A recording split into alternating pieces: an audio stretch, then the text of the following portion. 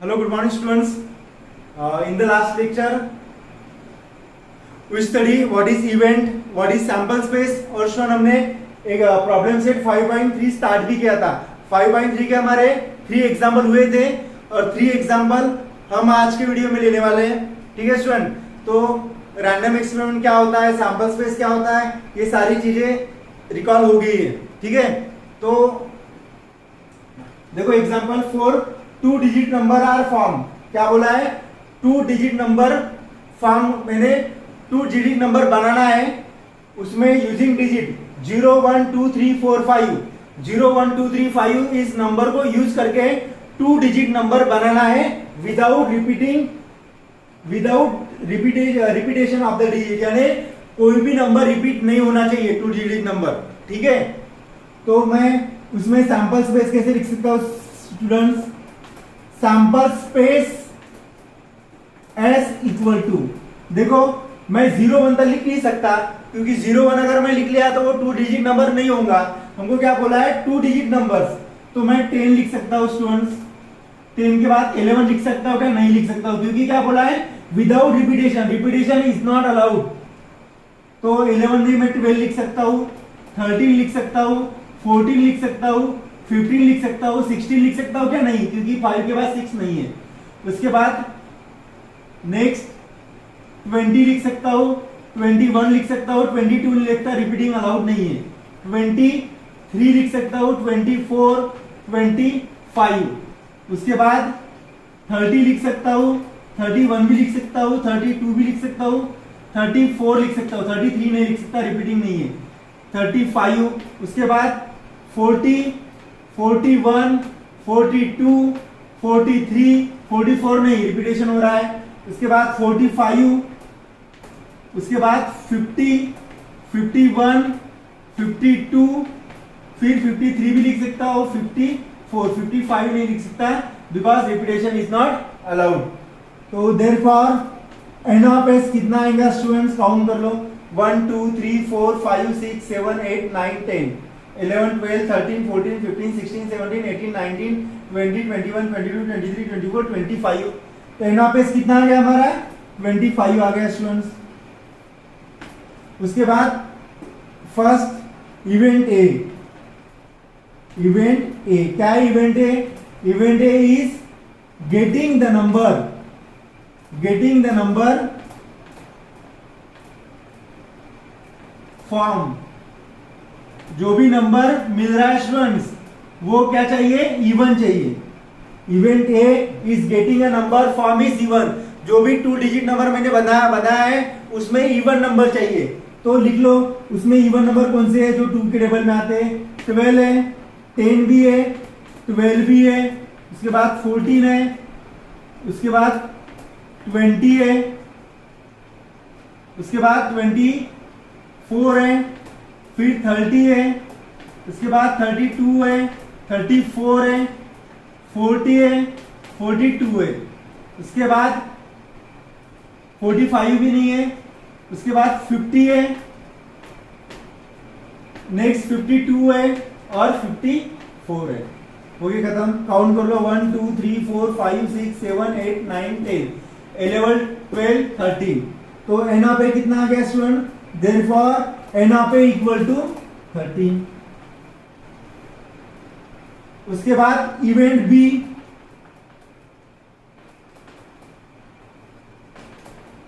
Event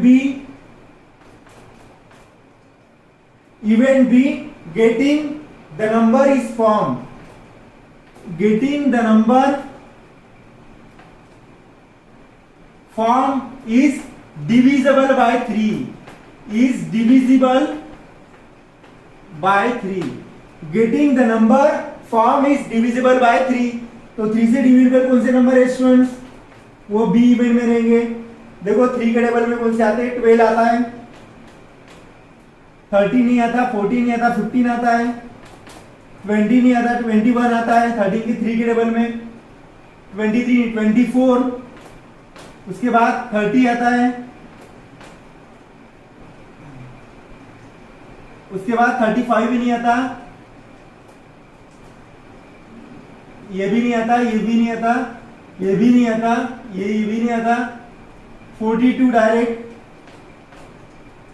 उसके बाद 45, उसके बाद 51,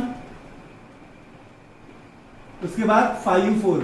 ये आपको पता है ना स्टूडेंट, कोई भी नंबर डिविजिबल बाय 3 है, कैसे पहचानना है, उन दोनों का एडिशन कर लो। 1 + 2 3 है, उन दोनों का एडिशन अगर 3 के टेबल में आता है तो वो नंबर डिविजिबल बाय 3 है। तो कौन सा है, 12 है, 15 है, उसके बाद 21 है, उसके बाद 24 है, उसके बाद 30 है, फिर 42 है डायरेक्ट, फिर 45 है, उसके बाद 51 और 54 है। तो एन ऑफ एस कितनी, एन ऑफ बी कितने हैं students, N of B equal to count कर लो, 1 2 3 4 1 2 3 4 5 6 7 8 9 लिख सकता हूं मैं, n of B equal to 9।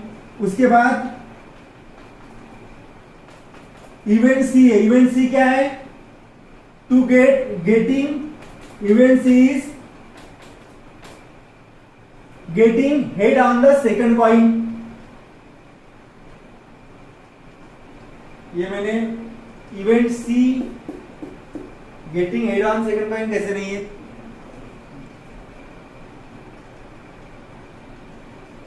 देखो स्टूडेंट यहां पे मैंने इसके पहले का एग्जाम्पल का लिखा था। इवेंट सी क्या है, getting a number form is greater than 50। Event C is getting the number form is greater than 50, is greater than 50।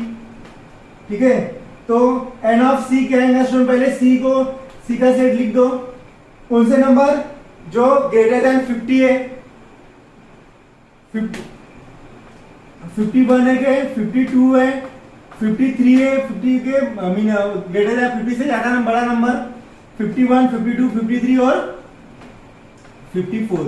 Therefore n of C equal to 1 2 3 4। ठीक है स्टूडेंट्स, तो ये हो गया फोर्थ वाला एग्जांपल। ये भी ज्यादा डिफिकल्ट नहीं है, अगर आपके डाउट्स क्लियर होंगे तो ये भी एग्जांपल आपको आ जाएंगे, इसको आप लिख लो। देखो स्टूडेंट, उसके बाद फिफ्थ वाला example, form 3 men and 2 men environment committee of 2 persons to be form. एक इन्वायरमेंट कमिटी है स्टूडेंट, उसमें एक मेन और एक वुमेन चाहिए। ठीक है, और टोटल मेन कितने दिए, 3 दिए और 2 वुमेन दिए, लेकिन इन्वायरमेंट कमिटी में क्या चाहिए, 2 person is to be form, 2 person ही चाहिए। तो मैं स्टूडेंट पहले उसको आंसर कर लाऊं, let 3 men's M1 M2 M3 and 2 women's are W1 and W2 respectively. ठीक है स्टूडेंट्स, अभी इसकी सैंपल स्पेस क्या आएंगी, therefore sample space S equal to, sample space S equal to 2 person is to be form, 2 person की committee है। तो देखो फर्स्ट इसमें M1 M2 आ सकता है, सेकंड इसमें M1 M3 आ सकता है, M1 M3 आ सकता है, या फिर M2 M3 आ सकता है, M1 M2 या फिर M1 M3 या फिर M2 M3 ये आ सकता है। उसके बाद और क्या आ सकता है स्टूडेंट्स, वुमेन की M1 W1 आ सकता है, उसके बाद M1 W2 भी आ सकता है, उसके बाद M2 W1 आ सकता है, M2 W2 आ सकता है,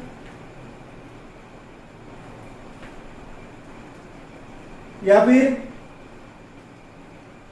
M2 W1 M2 W2 या फिर M3 W1 M3 W2 ऐसा भी हो सकता है थर्ड, या फिर दोनों वुमेन भी रह सकते हैं। इस तरह का सेट फॉर्म होगा 1 2 3 4 5 6 7 8 9 10। तो एन ऑफ एस कितना आ गया students? N of S equal to 10 आ गया। नाउ अभी इसमें क्या है? Event A. Now event A is getting, event A is that there must be at least one woman member. There must be at least, event A is that, ऐसी committee कि जिसमें कम से कम एक वुमन चाहिए, ज्यादा से ज्यादा दो भी रह सकते हैं, लेकिन कम से कम एक चाहिए।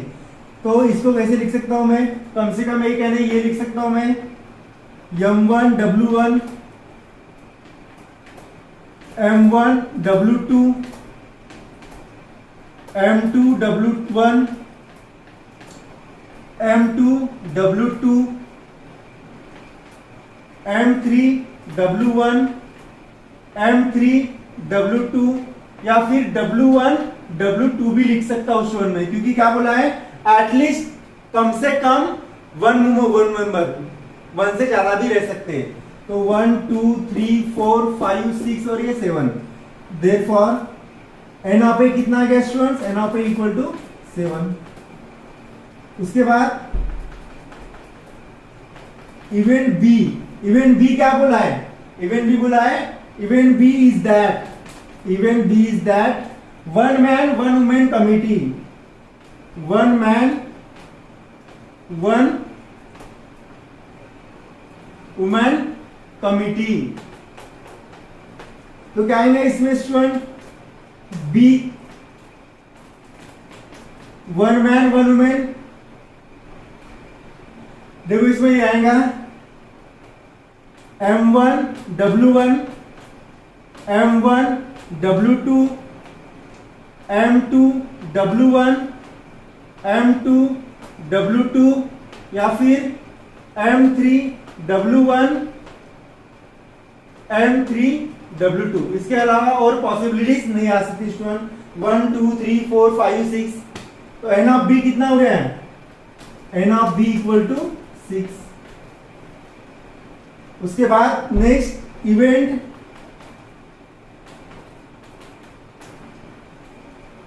Event C is that there should not be woman member. There should not be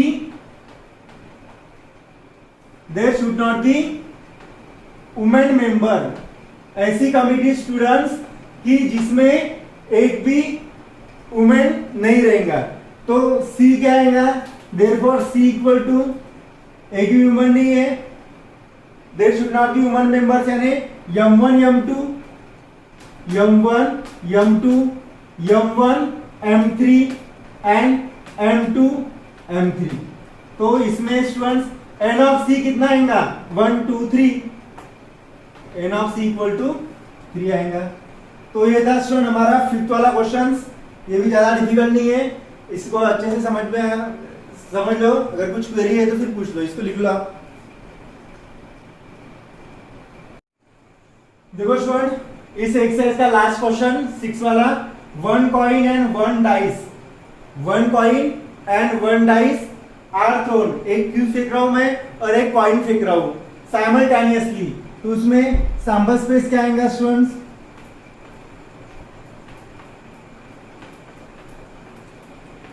sample space 1 die and 1 coin. तो देखो H1 आ सकता है, H2 आ सकता है, H3 भी आ सकता है, H1 H2, उसके बाद H3 H4 H5 H6। पहले इसमें हेड आ सकता है, दूसरे इसमें 1 2 3 6 तक आ सकता है, या फिर T1 आ सकता है, T2 भी आ सकता है, T3 भी आ सकता है, T4 भी आ सकता है, T5 आ सकता है, या फिर T6 आ सकता है। ठीक है, therefore n of s equal to count कर लो 4 और ये 4 8 plus 4 12। n of s equal to कितना हो गया स्टूडेंट्स? 10 हो गया। अभी इवेंट देखते हैं। इवेंट ए क्या है? Event A is getting head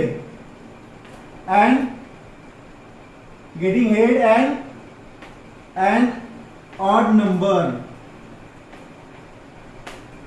तो ए से क्या बोला है कि getting head and odd number, head भी चाहिए और ऑड नंबर चाहिए।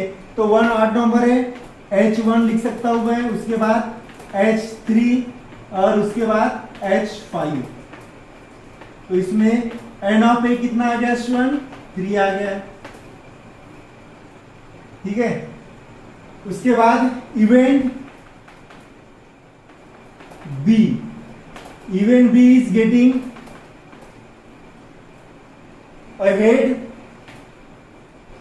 अहेड और टेल, हेड भी रह सकता है या फिर टेल ही रह सकता है, एंड उसके साथ इवन नंबर चाहिए, एंड इवन नंबर।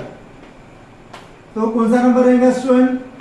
देखो, कॉइन क्या चाहिए? हेड भी रह सकता है या टेल भी रह सकता है, लेकिन नंबर जो है वो इवन नंबर ही चाहिए।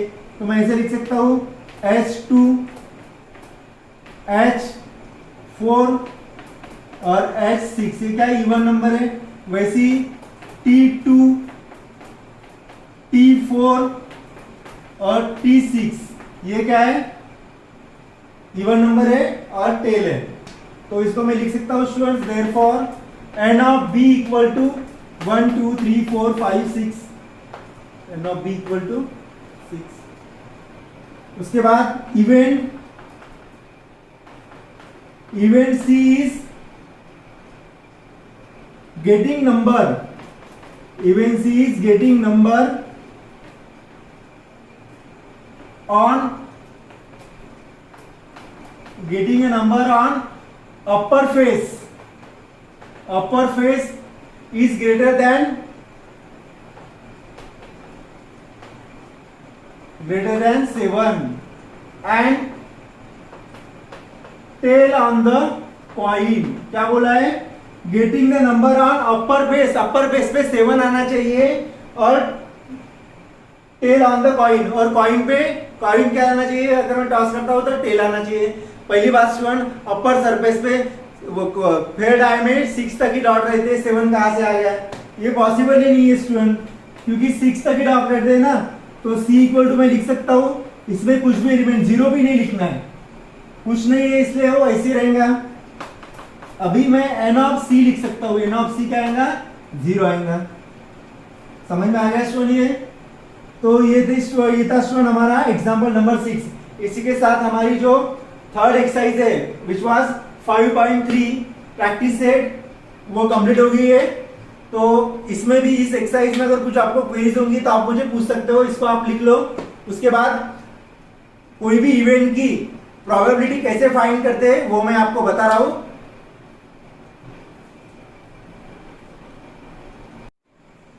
देखो स्टूडेंट, इसके बाद हम इस चैप्टर का लास्ट टॉपिक डिस्कस कर रहे हैं, वो है प्रोबेबिलिटी ऑफ एन इवेंट। कोई भी इवेंट है स्टूडेंट, उसकी प्रोबेबिलिटी कैसे फाइंड की जाती है। अभी प्रोबेबिलिटी यानी क्या होता है मैं पहले आपको बता रहा हूं। Let us think of sample experiment. एक एक्सपेरिमेंट बता रहा हूं। एक बैग है स्टूडेंट, एक बैग में 4 बॉल है। एक बैग में कितने बॉल है? 4 बॉल है, और 4 बॉल में से 3 बॉल जो है वो व्हाइट है और एक बॉल क्या है? रेड है। ठीक है, 4 बॉल इज व्हाइट और एक बॉल ब्लैक लिखा मैंने। एक बॉल क्या है? ब्लैक है, 3 बॉल व्हाइट है। तो ऑब्वियसली पॉसिबिलिटी किसकी ज्यादा रहेंगी? पॉसिबिलिटी व्हाइट बॉल की ज्यादा रहेंगी, बराबर है ना। तो देखो, we pick a 1 ball of random without seeing it. मैं उस 4 बॉल में से कोई भी एक बॉल रैंडमली उठा रहा हूं, ठीक है। Then obviously possibility of getting white ball is more. Possibility उसकी ज्यादा रहेंगी, किसकी? व्हाइट बॉल की। लेकिन मैं बता नहीं सकता, क्योंकि पॉसिबिलिटी ब्लैक भी तो बॉल आ सकता है, उसकी भले ही पॉसिबिलिटी कम रहेंगी, लेकिन ब्लैक बॉल भी आ सकता है। तो देखो, इन मैथमेटिकल लैंग्वेज में क्या बोलते हैं? When possibility of N expected event is express in number. जो भी पॉसिबिलिटी है उस इवेंट की, वो अगर मैं नंबर में लिखता हूं स्टूडेंट, उसको क्या बोलते हैं? प्रोबेबिलिटी बोलते हैं। मैं बोल रहा हूं कि मैं जो बॉल निकालूंगा वो ब्लैक आएगा, तो उसकी प्रोबेबिलिटी क्या है या पॉसिबिलिटी क्या है, वो अगर मैं मैथमेटिक्स में लिख रहा हूं तो उसको क्या बोलते हैं, प्रोबेबिलिटी बोलते हैं। ठीक है students, it is express as probability हमेशा फ्रैक्शन में लिखी जाती है या फिर परसेंटेज में। 30% प्रोबेबिलिटी है, 40% है, 1/3 है, 1/4 है, ये फ्रैक्शन में। 30%, 40% ये परसेंटेज में। ठीक है, अगर यह सैंपल स्पेस है स्टूडेंट्स और A इज एक्सपेक्टेड इवेंट है, तो उसमें मुझे इस इवेंट की अगर प्रोबेबिलिटी फाइंड करना है तो उसका फॉर्मूला है P of A। P of A stand for probability of A equal to number of sample point in event A, number of sample point in event A upon number of sample point in sample space. तो जो event है उसकी expected probability क्या आएगी, probability of A equal to number of sample point event A means n of A upon number of sample point in sample space means n of S। तो ये formula student probability find करने का है। ठीक है, समझ में आ गया। 4 बॉल है, 4 बॉल में से मैं कोई भी एक बॉल निकालता हूं तो उसकी पॉसिबिलिटी ज्यादा करके बॉल है उसकी पॉसिबिलिटी ज्यादा है, लेकिन मैं एग्जैक्ट बता नहीं सकता, तो मैथमेटिकली उसको प्रोबेबिलिटी बोलते हैं। ठीक है, तो ये कॉन्सेप्ट था स्टूडेंट्स प्रोबेबिलिटी का। बस प्रोबेबिलिटी में प्रोबेबिलिटी इवेंट की फाइंड करने के लिए ये फॉर्मूला आप याद रखो, probability of A equal to P of A upon N of A upon N of S। Yes, अगर यहाँ पे B है तो N of B upon N of S। ठीक है स्टूडेंट्स, तो आज का जो वीडियो है मैं यहीं पे स्टॉप कर रहा हूँ। नेक्स्ट लेक्चर में हम last problem set which is 5.4 वो कंप्लीट कर लेंगे। और मिसलेनियस एक्सरसाइज जो है स्टूडेंट वो प्रॉब्लम सेट पर ही डिपेंड रहते हैं। मिसलेनियस एक्सरसाइज नहीं, आपके इसमें प्रॉब्लम सेट है। ठीक है, तो प्रॉब्लम सेट प्रैक्टिस सेट पर ही डिपेंड रहते हैं, तो वो आप खुद सॉल्व करना है। अगर उसमें कुछ डिफिकल्टी आती है तो फिर आप मुझे पूछ सकते हो। ठीक है, इसके बाद मैं लास्ट वाला प्रैक्टिस सेट ले लूंगा। Thank you students.